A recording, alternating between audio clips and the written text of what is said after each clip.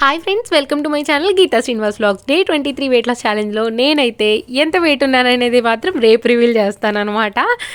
ఇంకా ఈరోజైతే early morning detox drink అయితే రెడీ చేసుకుంటున్నానండి. డీటాక్స్ డ్రింక్ కోసం అయితే ఇక్కడ వచ్చేసి 2 గ్లాసెస్ ఆఫ్ వాటర్ తీసుకుంటున్నాను. అందులో వచ్చేసి ఒక హాఫ్ టేబుల్ స్పూన్ దాకా ధనియాలు వేసుకుంటున్నాను. తర్వాత ఒక హాఫ్ టేబుల్ స్పూన్ దాకా జీరా, అలాగే హాఫ్ టేబుల్ స్పూన్ దాకా సోంపు అయితే వేసుకుంటున్నాను. నాకైతే కొంతమంది సజెస్ట్ చేస్తున్నారనమాట, వీటిని పౌడర్స్ లాగా చేసుకొని యూజ్ చేస్తే కూడా బాగా బెనిఫిట్ ఉంటుంది అని చెప్పి. అవునండి, అలా చేసినా బెనిఫిట్ ఉంటుంది, ఇలా చేసినా బెనిఫిట్ ఉంటుంది. ఇంకా ఓవర్ నైట్ మనం వీటిని సోక్ చేసేసి ఎర్లీ మార్నింగ్ బాయిల్ చేసుకున్నా కానీ మనకి సేమ్ రిజల్ట్ అనేది అయితే ఉంటుందన్నమాట. తర్వాత ఇక్కడైతే ఇంకోండి మొత్తం బాయిల్ అయిపోయింది. ఇప్పుడు దీన్ని ఫిల్టర్ చేసేసుకొని మనం ఇందులో లెమన్ స్క్వీజ్ చేసుకొని తాగేస్తే మన బాడీలో ఉన్నది ఫ్యాట్ బర్న్ అవ్వడానికి, అలాగే మన మెటబాలిజం బూస్ట్ అయ్యి మనం తీసుకున్న క్యాలరీస్ బర్న్ అవ్వడానికి హెల్ప్ అవుతుందన్నమాట. ఇందులో లెమన్ వేసుకుంటున్నాం కాబట్టి మన బాడీలో ఉన్న ఫ్యాట్ని ఎనర్జీగా కన్వర్ట్ చేస్తుందన్నమాట. ఇంకా ఎర్లీ మార్నింగ్ అయితే నా డీటాక్స్ డ్రింక్ అయితే రెడీ అయిపోయింది. డీటాక్స్ డ్రింక్ తాగేశాను. తర్వాత పాపకి స్కూల్ ఉంది కాబట్టి నేనైతే తనకి రాగి జావ అయితే పెడుతున్నాను అనమాట. ఈరోజు రాగి జావ కాచేసి అందులో నేను బనానా ఇలా మెదిపేసి వేసాను అనమాట. ఇంకా అది వచ్చేసి పాపకి బ్రేక్ఫాస్ట్. అయితే 8:30 కల్లా తనకు బ్రేక్ఫాస్ట్ పెట్టేస్తాను, ఎందుకంటే 9కి స్కూల్ అనమాట. తర్వాత స్నాక్ బాక్స్లోకి వచ్చేసి దానిమ్మ గింజలు, అలాగే కొన్ని గ్రేప్స్, అలాగే కొంచెం పూల్ మఖానా ఫ్రై చేసి పెట్టాను. తర్వాత కొన్ని బిస్కెట్స్ పెట్టాను అనమాట. వాళ్ళు 11 o'clockకి తినిపిస్తారు కదా, పాపకి ఏది వీలుగా ఉంటే అది తినిద్ది అని చెప్పేసి నేనైతే ఇలా 3 బాక్సెస్లో కొన్ని వేసి పెడతాను అనమాట. ఈరోజు అయితే లక్కీగా పొమోగ్రనేట్ తినింది, గ్రేప్స్ తినింది, అలాగే పూల్ మఖానా తినింది అనమాట. తనకి అవి 3 ఇష్టం. అయితే బిస్కెట్స్ అయితే వెనక్కి తిప్పుకొని వచ్చింది. ఇంకా బ్రేక్ఫాస్ట్లోకి వచ్చేసి ఈరోజు అయితే నేను మంచి స్మూదీ అయితే చేసుకుంటున్నానండి. స్మూదీ ఏంటో మీరు ఆల్రెడీ చూసేసారు కదా. ఇక్కడ వచ్చేసి నేను మ్యాంగో అయితే ఈరోజు తీసుకున్నాను. మ్యాంగో సీజన్ అయిపోతుంది కదా, అందుకని చెప్పేసి మ్యాంగో స్మూదీ చేసుకుందామని అనుకున్నాను.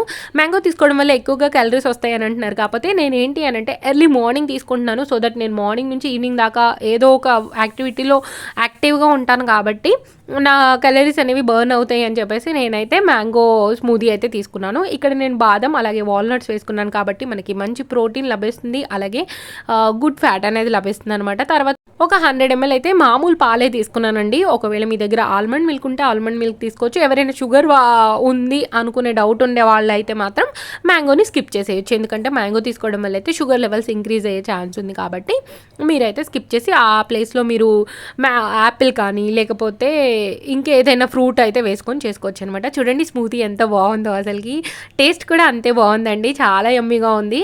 అయితే నేను ఎక్కువ స్వీట్ ఉంటుందేమో అనుకున్నాను, కాకపోతే అసలు స్వీట్ లేదండి ఫస్ట్ ఎక్కువగా, ఎందుకంటే ఓట్స్ వేసేసాను కదా, అందుకని చెప్పేసి స్వీట్ అనిపించలేదు నాకు. ఫైనల్గా ఇలా కొన్ని చియా సీడ్స్ అయితే వేసుకున్నాను. చియా సీడ్స్ తీసుకోవడం వల్ల అయితే omega-3 ఫ్యాటీ యాసిడ్స్ మంచిగా లభిస్తాయి అనమాట. మనం ఒక ఫిష్ తింటే మనకి ఎంత లభిస్తుందో చియా సీడ్స్ తీసుకోవడం వల్ల అంత లభిస్తుంది. అలాగే మన వెయిట్ లాస్కి అయితే చియా సీడ్స్ బాగా హెల్ప్ అవుతాయి. ఇంకా అందుకని చెప్పేసి కొన్ని చియా సీడ్స్ మీకు చూపించడం కోసం, అంటే మంచిగా ఉండాలి అని చెప్పేసి ఇలా వేసాను. నార్మల్గా అయితే వాటిని సోక్ చేసి కూడా అప్పుడప్పుడు కలుపుకుంటూ ఉంటాను. ఇంకా ఇక్కడ ముందు రోజు నైట్ నేను టిక్కీలు చేసుకున్నాను కదండి, వాటికి వచ్చేసి నేను అలసందలు, గ్రీన్ పీస్, అలాగే కొంచెం రాజ్మా, అలాగే శనగలు అయితే నానబెట్టుకున్నాను కదా, అవే కొన్ని మిగిలించుకొని ఈరోజు ఆఫ్టర్నూన్ లంచ్లోకి కర్రీ అయితే చేస్తున్నాను అనమాట. ఈ కర్రీ అయితే ఎంత బాగుందంటే అంత బాగుందండి. ఇది తీసుకోవడం వల్ల మనకి మంచి ప్రోటీన్, మంచి ఐరన్ అయితే లభిస్తుంది. ఇది మన బాడీకి చాలా అవసరం అండి ఐరన్ అనేది. అయితే ఈ నానబెట్టుకున్న గింజలను వచ్చేసి నేను కుక్కర్లో ఎసరు పెట్టేసుకొని అందులో కొంచెం సాల్ట్ వేసి అయితే ఉడకడానికి పెట్టేశాను. తర్వాత ఇక్కడ వచ్చేసి పాలకూర కట్ట అయితే ఒకటి పెద్దది తీసుకున్నానండి. వీటిని అయితే నేను శుభ్రంగా వాష్ చేసుకున్నాను.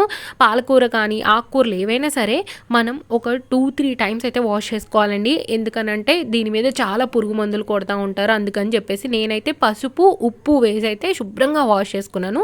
తర్వాత ఫ్రెష్ వాటర్ తీసుకొని అందులోకి అయితే కట్ చేసిన ఆకులన్నీ వేసేసుకుంటున్నాను. మనకి మంచి ఫైబర్ కూడా లభిస్తుందండి, కళ్ళకి కూడా చాలా మంచిది. పాలకూర కానీ, తోటకూర కానీ, మెంతికూర కానీ, ఇవి ఏ ఆకుకూరలు తీసుకున్నా కానీ అందరికీ తెలిసిందే. కాకపోతే కొంతమందికి తెలియని వాళ్ళు కూడా చూస్తూ ఉంటారు, వాళ్ళ కోసం అయితే నేను మళ్ళీ చెప్తున్నాను. ఆకుకూరలు అయితే మనకి చాలా మంచిది. మన పిల్లలకి ఇప్పటి నుంచి పెడతా ఉంటే వాళ్ళు కూడా హెల్తీగా ఉంటారనమాట. ఇంకైతే నేను నా డైట్లో నేను ఇంక్లూడ్ చేసుకోవాలనుకుంటున్నాను. డైట్ అనే కాదండి, ఇక నుంచి నేను వీక్లో ఒక 2-3 డేస్ అయితే ఆకుకూరలు వాడదాం అనుకుంటున్నాను. ఆకుకూరలతో డిఫరెంట్ రెసిపీస్ అనేవి ట్రై చేద్దాం అనుకుంటున్నాను. అంటే మనం రెగ్యులర్‌గా ఒకటేలాగా తింటే ఆకుకూరలు మనం తినలేమండి. అందుకని డిఫరెంట్‌గా ట్రై చేద్దాం అనుకుంటున్నాను. నేను చేసే రెసిపీస్ అన్నీ కూడా మీకు షేర్ చేస్తాను. ఇక్కడ వచ్చేసి నేను పాలకూర అంతా కట్ చేసేసుకున్నాను కదా! తర్వాత ఇక్కడ ఆనియన్స్ కూడా కట్ చేసుకుంటున్నాను చిన్న చిన్న ముక్కలుగా. ఇంకా ఈ ఆనియన్స్ అయితే నేను కట్ చేస్తూ ఉంటాను. కానీ మీకైతే వీడియో నచ్చినట్టయితే లైక్ చేయడం మాత్రం మర్చిపోద్దండి. వ్యూస్ వస్తున్నాయి, కాకపోతే చాలామంది లైక్ చేయడం మర్చిపోతున్నట్టున్నారు. నాకు రెస్పాన్స్ అనేది వస్తుంది కానీ లైక్స్ అనేవి తక్కువగా వస్తున్నాయి. సో లైక్ చేయడం ఏమన్నా మర్చిపోతున్నారు అనుకుంటున్నాను. ఒకవేళ మీకు కనుక నచ్చినట్టయితేనే లైక్ చేయండి. లైక్ చేస్తే వీడియో అనేది చాలామందికి రీచ్ అవుతుందనమాట. అలాగే మీరు కనుక ఎవరైనా నా ఛానల్ని ఫస్ట్ టైం చూస్తున్నట్టయితే ప్లీజ్ సబ్స్క్రైబ్ చేసుకొని పక్కనున్న బెల్ రింగ్ చేయడం మాత్రం మర్చిపోవద్దండి. ఇంకా నేను పాలకూర ఇవన్నీ కట్ చేసుకొని పెట్టుకునే లోపు పాప స్కూల్ టైం అయిందనమాట. తీసుకురావడానికి అయితే వెళ్ళాను. ఇంకా పాపని పిలుస్తున్నారు వాళ్ళు, నిషిక రా మీ మమ్మీ వచ్చింది అని చెప్పేసి. వాళ్ళు వచ్చేసి మరాఠీలో చెప్తున్నారు. మాకైతే మరాఠీ రాదు, హిందీ, ఇంగ్లీష్, తెలుగు అయితే ఓకే అండి. ఇంకా పాప అయితే మరాఠీ కూడా నేర్చేసుకుంటుంది. అంటే ఇప్పుడు అంతగా లేదు, ఇప్పుడైతే ఇంగ్లీష్లోనే మాట్లాడుతుంది, కొన్ని పదాలు తెలుగులో మాట్లాడుతుంది. హిందీ తనకి అర్థమవుతుంది అనుకుంటా మేబీ, ఎందుకంటే నేను హిందీ కార్టూన్ కూడా పెడతాను అనమాట. ఎందుకంటే నేను ఎక్కువగా మాట్లాడకపోయినా తనకి హిందీ అనేది అలవాటు అవుతుందని చెప్పేసి ఇంకా తనైతే స్కూల్ నుంచి తీసుకొచ్చేసాను ఇంటికి. ఇంకా కూర్చొని తను షూస్ ఇప్పుకుంటుంది అనమాట. ఇక్కడ నేను బ్లడ్ టెస్ట్ చేయించుకున్నాను. సో మా పాప నాకు అడుగుతుంది, మమ్మీ నాకు కూడా బ్యాండేజ్ అయ్యి అని చెప్పేసి. ఇంకా పాపనైతే కూర్చోబెట్టేసి నేనైతే కర్రీ చేయడానికి కిచెన్లోకి అయితే వచ్చేసాను. కడాయి పెట్టుకొని అందులో ఒక 2.5 టేబుల్ స్పూన్స్ దాకా ఆయిల్ అయితే వేసుకున్నానండి. ఆకుకూర కొద్దిగా మగ్గాలి కదా, అందుకని చెప్పేసి 2.5 టేబుల్ స్పూన్స్ దాకా ఆయిల్ వేసుకొని అందులో ఆనియన్స్ అయితే ఇలా పొడుగుగా కట్ చేసి వేసుకున్నాను. ఎందుకంటే నేను ఎలాగో గ్రైండ్ చేస్తాను అందుకని చెప్పేసి. తర్వాత పాలకూరను కూడా వాటర్లో నుంచి తీసి డైరెక్ట్గా నేనైతే కడాయిలో వేసుకుంటున్నాను. మీరైతే డ్రైన్ చేసి తర్వాత అయినా వేసుకోవచ్చు. నేనైతే ఇంకా డైరెక్ట్గా వేసేసాను అనమాట. వాటర్లో చాలాసేపు ఉంచాను, ఏమైనా మట్టి ఇంకా ఉంటే పోతుంది కదా అని చెప్పేసి ఇంకా నేను ఎక్కువసేపు ఉంచాను. అది కాక ఏంటంటే వర్షాకాలం కదా, సో మట్టి వచ్చే ఛాన్స్ ఉంటుంది, అందుకని చెప్పేసి ఎక్కువసేపు వాటర్లో ఉంచాను అనమాట. ఇంకా ఇది ఇలా వేసేసి మొత్తం ఒకసారి కలిపేస్తున్నాను. అసలు ఎంత వాటర్ వచ్చిందో అండి పాలకూరలో, అసలుకి ఎంత వాటర్ ఉందంటే అంత వాటర్ ఉంది. అలాగే మనకి పాలకూర వేసుకుంటే ఏంటి అంటే ఎక్కువ సాల్ట్ వేసుకోవాల్సిన పని లేదు. ఇక్కడ చూడండి నేను ఒక చిన్న ఇంచు దాల్చిన చెక్క, అలాగే 3 లవంగాలు వేసానండి. ఇంకేం మసాలా వేయలేదు నేను కర్రీలో అయితే. ఇంతే మసాలా అనమాట. చాలా యమ్మీగా చాలా టేస్టీగా ఉంది. చూడండి అసలు పాలకూర నుంచి ఎంత వాటర్ వచ్చిందో. అసలుకి ఈ వాటర్ అంతా ఇనికిపోయేదాకా అయితే నేను ఆకుకూరను అయితే మగ్గించుకున్నాను. ఇదిగోండి ఇలా దగ్గర పడేదాకా మగ్గించుకున్నాను. ఇంక ఇది చల్లారడానికి కొంచెం సేపు అయితే నేను పక్కన పెట్టేశాను స్టవ్ కట్టేసి. తర్వాత అయితే ఇక్కడ అలసందలు, గ్రీన్ పీస్ ఇవి ఉడికించుకున్నాం కదా, అవి చూడండి ఎంత మెత్తగా ఉడికిపోయినాయో. అసలు చాలా మెత్తగా ఉడికిపోయినాయండి. ఇది ఒక్క పూటకి మాత్రమే అండి, అందుకని చెప్పేసి కొన్ని ఉంచుకున్నాను. అనుకున్నాను నైట్ ఇంకా నానబెడదామా అని చెప్పేసి, వద్దులే ఒక్క పూటకు వచ్చినా చాలు, మంచిగా వస్తే చాలు అనుకున్నాను. ఈ తర్వాత అయితే చల్లారిపోయిందండి పాలకూర. ఇంకా నేనైతే గ్రైండ్ చేసేసుకున్నాను. ఇంకా సేమ్ కడాయిలో అయితే పోపు అయితే పెట్టుకుంటున్నాను. పోపు వచ్చేసి ఆవాలు, జీలకర్ర, కొంచెం పచ్చిశనగపప్పు, కొన్ని వెల్లుల్లి రెబ్బలు అయితే వేసుకుంటున్నాను నేను. తర్వాత వచ్చేసి మనం ముందుగా కట్ చేసి పెట్టుకున్నాం కదా, నేను ఒక చిన్న ఆనియన్ని కూడా చిన్న ముక్కలుగా అయితే కట్ చేసి పెట్టుకున్నాను. అది కూడా వేసుకొని కొద్దిగా పసుపు వేసుకొని కొంచెం ఇవి ఫ్రై చేసుకుంటున్నానండి. పాలకూర అయితే చాలా మంచిది, నేను చెప్తున్నాను, మళ్ళీ చెప్తున్నాను. ఇదిగోండి ఇక్కడ మొత్తం ఇలా ఫ్రై అయిపోయింది కదా. ఫ్రై అయిపోయిన తర్వాత ఇప్పుడు నేను ఉడికించుకున్న గింజలు ఏవైతే ఉన్నాయో అవైతే వేసుకుంటున్నాను ఫస్ట్. ఎందుకనంటే కొంచెం ఆయిల్లో గింజల్ని ఫ్రై చేసి తర్వాత నేను పాలకూర వేసేస్తున్నాను. అయితే ఈ డ్రైన్ చేసిన వాటర్ని పారేయకుండా ఆ వాటర్ని కూడా నేను ఈ కర్రీలో వేస్తాను పాలకూర వేసిన తర్వాత.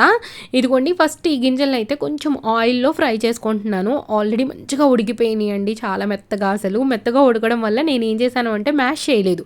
మ్యాష్ చేయకుండా డైరెక్ట్ గింజల్ని వేసేసాను. ఎందుకనంటే ఆల్రెడీ కలిపేటప్పుడు కొన్ని మ్యాష్ అయిపోతున్నాయి అనమాట. అందుకని చెప్పేసి నేను మ్యాష్ చేయకుండా డైరెక్ట్గా వేసి కొంచెం సేపు ఆయిల్లో ఫ్రై చేసి తర్వాత అయితే పాలకూర ప్యూరీ చేసి పెట్టుకున్నాం కదా, ఆ ప్యూరీని అయితే యాడ్ చేసుకుంటున్నాను. నేను ఆ వెల్లుల్లిపాయ పొట్టును చూసి ఏంటబ్బా ఏదో ఇది ఉంటాయి చూడండి, బస్తాగా ఉంటాయి చూడండి పోగులు, అవి అనుకున్నాను. కాదనమాట, అది వెల్లుల్లి రబ్బ.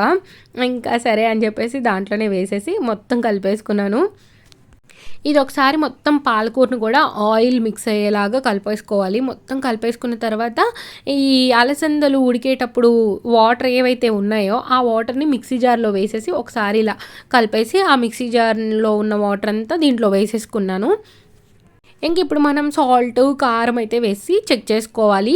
అయితే పాలకూరలో ఆల్రెడీ సాల్ట్ ఉంటుందండి. పాలకూరకి సాల్ట్ అనేది కొంచెమే పడుతుందనమాట. అందుకని చెప్పేసి కొద్దిగా వేసుకున్నాను. మీరు కూడా చెక్ చేసుకొని వేసుకోండి. ఎందుకంటే ఎక్కువ అయిపోతుంది. పాలకూర ఏంటంటే కొంచెం సాల్టీగా ఉండే స్వభావం అనమాట.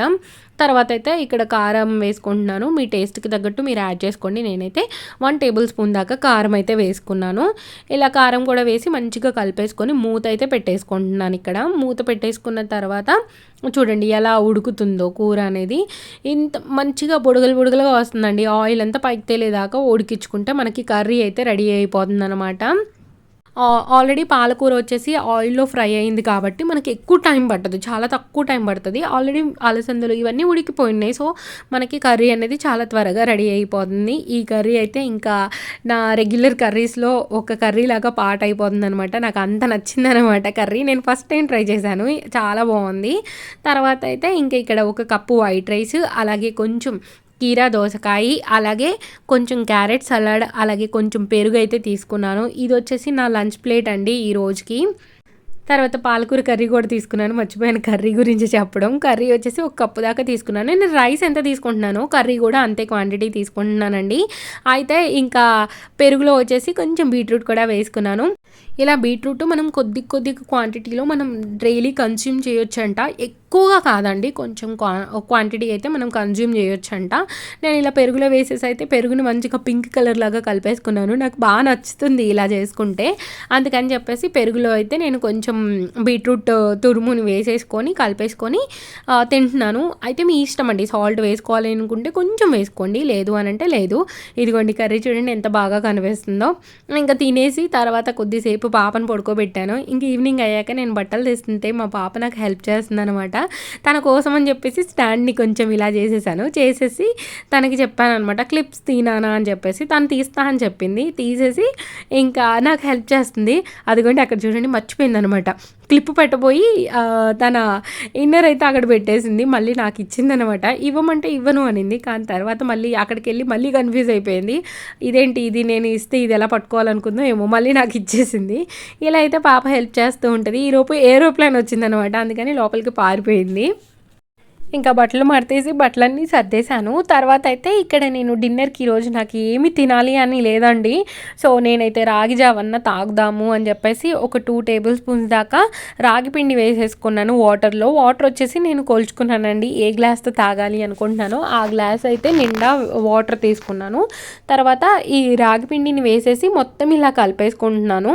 కొంతమంది ఏంటంటే వాటర్ మరుగుతున్నప్పుడు పిండి వేసుకుంటారు. అలా అయినా వేసుకోవచ్చు, ఇలా అయినా వేసుకోవచ్చు అండి. మొత్తం కలిపేసి ఉండలు లేకుండా పొయ్యి మీద పెట్టినా ఉడుకుతుందనమాట. అలా ఆ ప్రొసీజర్ ఫాలో అవ్వచ్చు, ఈ ప్రొసీజర్ ఫాలో అవ్వచ్చు. నేను కొన్నిసార్లు అలా చేస్తాను, కొన్నిసార్లు ఇలా చేస్తాను. ఎవరిష్టం వాళ్ళది. ఇదిగోండి ఇలా అయితే మొత్తం కలిపేసుకున్న తర్వాత ఇంకా స్టవ్ మీద పెట్టి ఇలా తిప్పుతూ ఉంటాను మనకి కావాల్సిన కన్సిస్టెన్సీ వచ్చేదాకా. ఇందులో నేనైతే కొంచెం సాల్ట్ అయితే వేసుకున్నానండి. అచ్చంగా తాగలేం కదా అని చెప్పేసి కొద్దిగా సాల్ట్ వేసుకున్నాను. ఇదిగోండి ఇక్కడ చూపిస్తున్నాను కదా, ఇలా ఉడికేదాకా అయితే ఉడికించుకున్నాను. నాకు ఈ కన్సిస్టెన్సీ సరిపోతుంది అనమాట. ఇంకా దీన్ని తీసుకెళ్ళేసి కొంచెం ఫ్యాన్ కింద పెట్టాను. ఎందుకంటే చల్లగా అవుతుందని చెప్పేసి. కొద్దిగా చల్లారిన తర్వాత అయితే ఇంకా గ్లాస్లోకి అయితే పోసేసుకుంటున్నాను. మరీ చల్లగా కాదు, అలా అని వేడిగా కూడా లేదనమాట. కొంచెం మనం తాగగలిగే వేడైతే ఉంచుకున్నాను నేను. ఇదిగోండి ఇలా గ్లాస్లో అయితే పోసేసుకున్నాను. నేను గ్లాస్ నిండా వాటర్ తీసుకున్నాను. నాకు ఈ క్వాంటిటీ అయితే వచ్చిందనమాట. ఇందులో మీరు మజ్జిగ కలుపుకొని తాగొచ్చు, లేదంటే నేనైతే కొంచెం పెరుగు అయితే వేసుకున్నాను. ఇదిగోండి పెరుగు వేసుకొని ఇంకా ఈరోజు నా డిన్నర్ని అయితే రాగి జావతో అయితే ముగిచ్చేసాను అనమాట. అయితే స్ప్రౌటెడ్ రాగి పౌడర్ ఇంట్లో అయిపోయిందండి. ఇది నార్మల్ పౌడర్తో చేసుకున్నాను నేను. అయితే అందుకని చెప్పేసి నేను రాగులు అయితే ఎర్లీ మార్నింగే నానపెట్టుకున్నాను. ఇదిగోండి ఇక్కడ ఒక బౌల్ తీసుకొని అందులో నేను ఎంత క్వాంటిటీ రాగులు అయితే తీసుకోవాలనుకుంటున్నానో అంత క్వాంటిటీ రాగులు అయితే వేసేసుకొని వీటిని 4-5 సార్లు శుభ్రంగా వాష్ చేసుకున్నాను. రాగి తీసుకోవడం వల్ల అయితే మనకి కాల్షియం బాగా లభిస్తుందండి. ఎముకలు దృఢంగా అవ్వడానికి బాగా హెల్ప్ అవుతుంది. అలాగే మొలకలు కట్టి చేసుకుంటున్నాం కాబట్టి మనకి చాలా న్యూట్రిషన్ వాల్యూస్ అనేవి లభిస్తాయి అన్నమాట. ఇవైతే నేను శుభ్రంగా వాష్ చేసుకొని ఈవినింగ్ దాకా నానబెట్టుకొని వీటినైతే ఒక క్లాత్లో చుట్టేసి పెట్టాను. మొలకలు వచ్చాక చూపిస్తాను మీకు. హోప్ మీకు ఈ వీడియో నచ్చింది అనుకుంటున్నాను. నచ్చినట్టయితే లైక్, షేర్, కామెంట్ చేయడం మాత్రం మర్చిపోద్దండి. Thank you so much for watching this full video. Bye అండి, బాయ్. నెక్స్ట్ వీడియోతో అయితే మళ్ళీ మీ ముందుకు వచ్చేస్తాను. సబ్స్క్రైబ్ చేసుకోకపోతే ప్లీజ్ సబ్స్క్రైబ్ చేసుకోండి. బాయ్.